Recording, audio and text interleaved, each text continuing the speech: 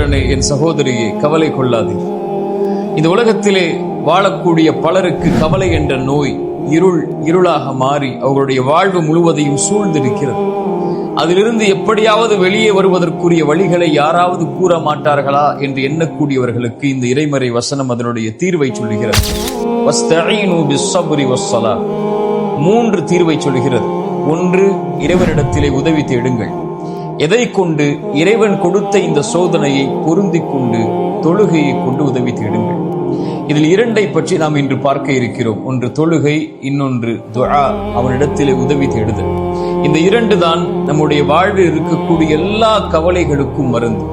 இந்த மருந்தை சொன்னது இறைவன், அதை செயல்படுத்தி காட்டியது இறை தூதர் ஸல்லல்லாஹு அலைஹி வஸல்லம். இந்த உலகத்திலே அல்லாஹ்வுடைய தூதர் ஸல்லல்லாஹு அலைஹி வஸல்லம் அவர்களுக்கு எப்போதெல்லாம் உலகம் நெருக்கமாகுமோ, உலகம் அனைத்தும் கவலையால் சூழப்படுமோ, அப்போதெல்லாம் இறை தூதர் ஸல்லல்லாஹு அலைஹி வஸல்லம் ஒரு நபரை எதிர்பார்ப்பார்கள். அவர் யார்?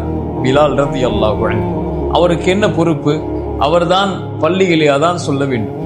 பிலால் வருகை தந்தவுடன் அல்லாஹ்வுடைய தூதர் ஸல்லல்லாஹு அலைஹி வஸல்லம் சொல்லுவார்கள், யா பிலால் அக்மிஸ் ஸலாத அரிஹ்னா பிஹா. பிலாலே, தொழுகையை நிலைநாட்டுவீராக, தொழுகையை நிலைநாட்டுவதற்குரிய அழைப்பை கொடுப்பீராக. அரிஹ்னா பிஹா. அதை கொண்டு என்னுடைய நிம்மதி, எனக்கு என்னுடைய வாழ்வில் என்னுடைய உள்ளத்தில் நிம்மதி ஏற்படுத்துவாயாக என்று சொல்லுவார்கள். அக்மிஸ் ஸலாத அரிஹ்னா பிஹா. இறைவன் எனக்கு கொடுத்த அந்த 5 நேர தொழுகையை நிலைப்படுத்துவதன் மூலமாக என்னுடைய உள்ளத்திற்கு நிம்மதியை கொடு. இந்த உலக வாழ்வு எனக்கு நெருக்கமாகிறது பிலாலே என்று சொல்லுவார்கள். குர்ரத்து ஐனி ஃபிஸ் ஸலா.